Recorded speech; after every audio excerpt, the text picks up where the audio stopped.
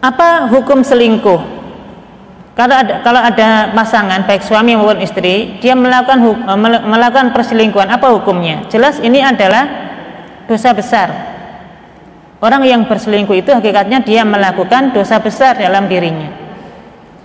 Kenapa dikatakan dosa besar? Karena orang yang melakukan perselingkuhan itu bisa dipastikan dia melakukan banyak dosa besar. Untuk itu kumpulan-kumpulan dosa besar ini layak disematkan kepada orang yang melakukan perselingkuhan. Apa saja dosa besar orang yang melakukan selingkuh itu? Yang pertama, khianat pada pasangan.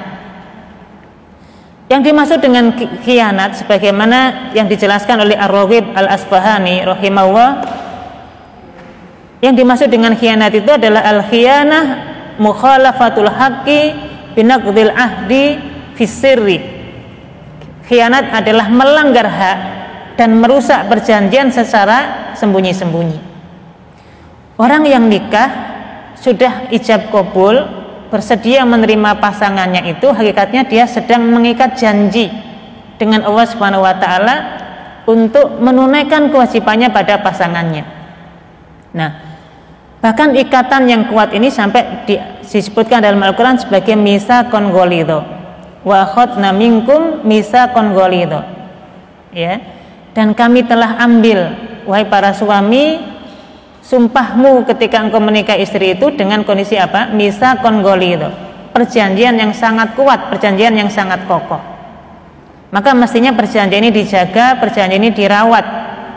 Sehingga kalau ada orang yang selingkuh, itu hakikatnya dia mengkhianati pasangannya, mengkhianati perjanjian yang kokoh, yang kuat, yang telah dia ikat dalam proses ijab kabulnya tadi. Karena khianat itu adalah melanggar hak dan merusak perjanjian secara sembunyi-sembunyi, maka inilah yang hakikatnya dilakukan oleh orang-orang selingkuh. Karena dia merusak perjanjiannya secara sembunyi-sembunyi, nggak terus terang. Dia nggak menyampaikan dan setelah tiba-tiba sudah punya pasangan yang lain, maka dia melakukan khianat. Bahkan Allah Subhanahu wa taala berfirman, wa annallaha la yahdi kaidal khainin. Dan Allah Subhanahu wa taala tidak memberikan petunjuk kepada makar orang-orang yang berlaku khianat. Jadi dalam hal ini khianat ini termasuk dosa besar. Dalam hadis diriwayatkan oleh Abu Hurairah radhiyallahu anhu, Nabi sallallahu alaihi wasallam bersabda, ayatul munafik salasun. Tanda-tanda orang munafik itu 3. Idza haddasa kadzaba wa idza wa'ada akhlafa wa idza tumina khana. Orang munafik itu cirinya kalau dia berkata dia dusta, kalau dia berjanji dia mengingkari, kalau dia dipercaya dia khianat. Kira-kira ibu-ibu yang dirahmati Allah, orang yang selingkuh itu 3-tiganya dilakukan. Umumnya ya, ketika dia berbicara dusta, ditanya oleh istrinya, dari mana Pak, dari mana Mas, dari kantor, padahal dia habis ketemu dengan selingkuhannya. Dia dusta, ya kan?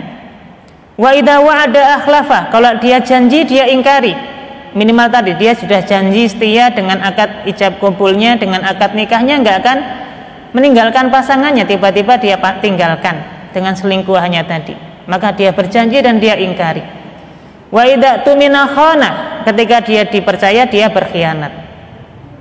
Nah, maka ciri-ciri ini melekat pada orang munafik, dan ini yang dilakukan oleh orang yang berselingkuh.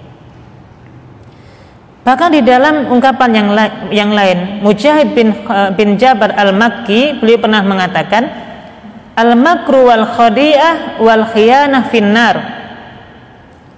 Bahwasanya perbuatan makar, perbuatan menipu, dan perbuatan khianat itu nanti tempatnya ada di neraka. Walaisa min akhlaqil mu'min al-makru walal khiyanah.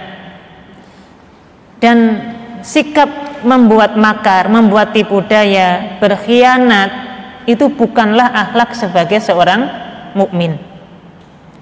Untuk itu orang yang berkhianat, termasuk tadi orang yang berselingkuh yang dia mengkhianati pasangannya, itu ini bukan akhlak dari seorang muslim. Kalau dia betul-betul muslim, tahu akan dampak iman dalam dirinya, nggak mungkin dia melakukan perselingkuhan, karena khianat ini nggak mungkin dimiliki oleh seorang muslim.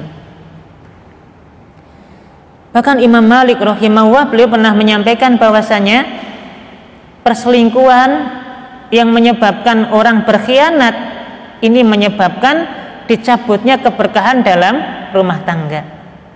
Imam Malik rahimahullah pernah mengatakan, idza kanat fil baiti khiyanatun dhahabat minhu al barakah. Kalau ada dalam satu rumah tangga itu kok ada perselingkuhan yang adanya khianat di situ, maka bisa dipastikan keberkahan rumah tangga itu pasti dicabut oleh Allah Subhanahu wa taala. Minimal apa? Pasti bubar ya rumah tangga itu kalau ada selingkuh di dalamnya. Nah, punten, ini yang terjadi umumnya ya. Pasti kalau yang namanya selingkuh itu menyebabkan rusaknya rumah tangga, dan ini menyebabkan faktor berkah dalam rumah tangga itu sudah tidak ada lagi. Baik dilakukan oleh seorang suami maupun seorang istri, nggak akan berkah rumah tangga itu. Nah,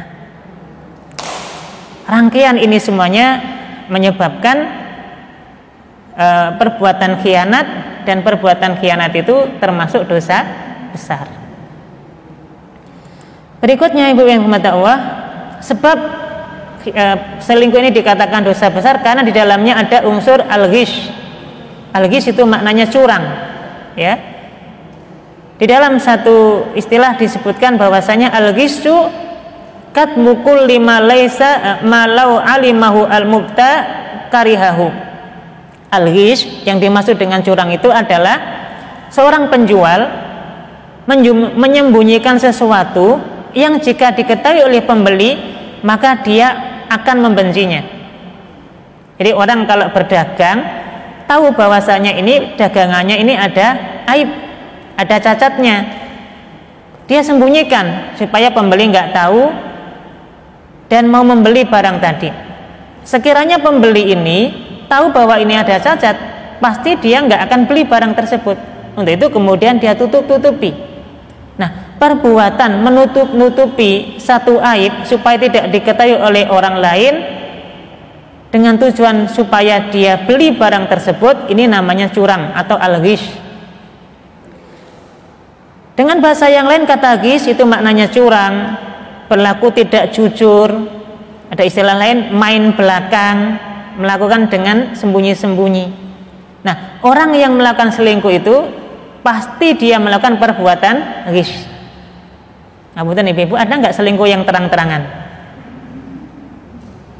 Ada atau tidak? Selingkuh tapi terang-terangan gitu ya. Nah, kalau selingkuh terang-terangan nggak jadi selingkuh jadinya ya. Umumnya orang melakukan perselingkuhan dengan main belakang, sembunyi-sembunyi, khawatir kalau diketahui oleh pasangannya. Sampai yang namanya HP itu kan nggak boleh kan dipegang sama pasangannya kan. Khawatir nanti kebaca story-nya, kebaca riwayat chatnya dan seterusnya. Maka orang yang melakukan perselingkuhan bisa dipastikan dia melakukan perbuatan ghish, perbuatan curang, menyembunyikan sesuatu. Kalau diketahui oleh pasangannya pasti ini akan dibenci gitu ya.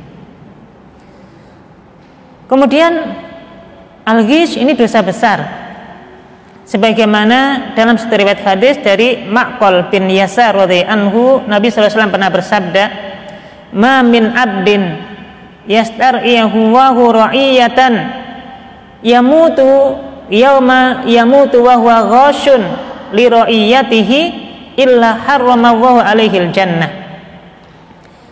Siapapun yang Allah takdirkan dia menjadi seorang pemimpin bagi rakyatnya, yauma yamutu wa huwa ghashun li ra'iyatihi, kemudian dia meninggal dalam kondisi berbuat ghish, tidak jujur kepada rakyatnya, illa harramallahu alaihil jannah, pasti Allah akan haramkan baginya untuk masuk ke dalam surga.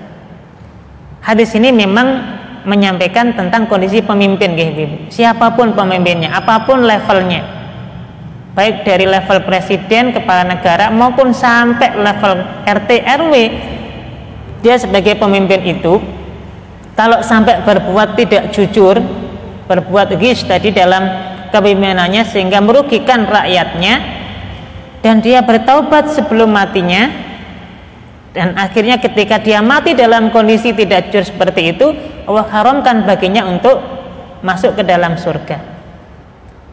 Nah, kalau kita bawa hadis ini dalam lingkup rumah tangga, pemimpin dalam rumah tangga itu siapa sih Ibu? Suami kan ya. Makanya dalam bab masalah ketaatan, istri itu harus taat kepada suami. Dalam hal masalah apapun gitu ya, kalau suami sudah memutuskan, kewajiban bagi seorang istri adalah sami'na wa ata'na, taat kepada suami. Contoh Ibu, misalnya ini menunjukkan akan kepemimpinan dalam rumah tangga. Misalnya seorang suami memutuskan anaknya harus sekolah di sekolah A, kemudian istrinya misalnya punya pilihan sekolah di sekolah B.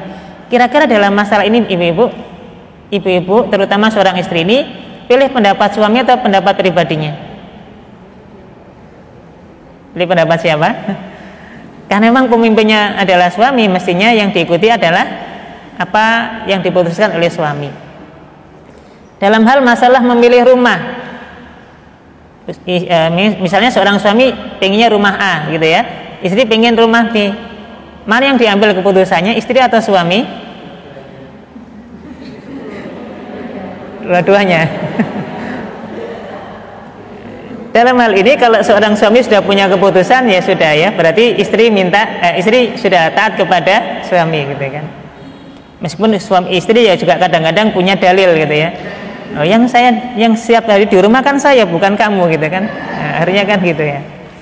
Ya selama dalam kondisi musyawarah dan kemudian suami ridha sih nggak masalah ya. Tapi kemudian kalau ibaratnya terus sampai melonjak posisi seorang istri ini sampai kemudian mengalahkan kebijakan suami tadi, ini yang nggak boleh. Nah, dalam hal ini seorang suami adalah pemimpin rumah tangga. Maka dalam hadis riwayat Imam Al-Bukhari ini bisa kita juga sampaikan, kalau seorang suami kemudian melakukan perbuatan curang tadi ya, melakukan perselingkuhan yang sembunyi-sembunyi, tidak terbuka kepada pasangannya tadi, secara tidak langsung dia melakukan perbuatan ghish, dia melakukan perbuatan curang.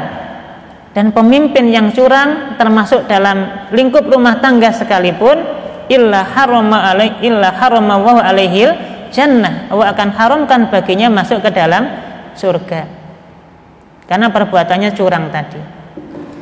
Tapi ibu mohon maaf ya, kemudian jangan sampai terus berarti itu hanya berlaku untuk suami ya, istri boleh selingkuh berarti kan tidak masuk ke sini. Enggak juga. Nanti paling tidak berarti kan ibu-ibu juga tetap melakukan perbuatan apa? Tidak terbuka dengan suami. Maknanya menyembunyikan perbuatannya, dan itu kalau diketahui pasti suaminya akan membencinya. Tentu juga berlaku untuk ibu-ibu larangan curang seperti ini. Ini sebab yang kedua kenapa selingkuh dikatakan dosa besar, karena sebab curang. Kemudian yang ketiga, kenapa selingkuh itu dosa besar? Karena ada dusta di sini. Perbuatan selingkuh pasti tidak akan lepas dari kedustaan. Banyak bohongnya orang selingkuh itu ya, banyak alasannya. Dan pasti yang namanya satu kebohongan akan membawa kebohongan yang lain. Ya. Jadi orang yang berkata bohong, orang yang berkata dusta itu ketika dia memulai perkataan dustanya, ini menjadi sebab dia akan masuk kepada kebohongan-kebohongan yang berikutnya. Itulah sebabnya Allah Subhanahu wa taala berfirman, "Innallaha la yahdi man huwa musrifun kadzdzab." Sesungguhnya Allah tidak akan memberi hidayah kepada orang yang musrifun, orang yang melampaui batas, kadzdzab, orang yang pendusta. Ya. Dan orang yang pendusta ini orang yang berselingkuh dia banyak dustanya. Untuk itu berselingkuh ini termasuk perbuatan dosa besar karena ada unsur dustanya. Orang banyak bohong di situ. Ya. Tentu kalau dia terus terang apa adanya, ya nggak selingkuh kan, karena sudah diketahui oleh pasangannya. Tapi kemudian dia berselingkuh, melakukannya sembunyi-sembunyi, sampai ada karena saking pinternya menyembunyikan itu bisa bertahun-tahun gitu ya. Sampai ketika ketahuan sudahlah otomatis langsung bubar rumah tangga tersebut ya, naudzubillah.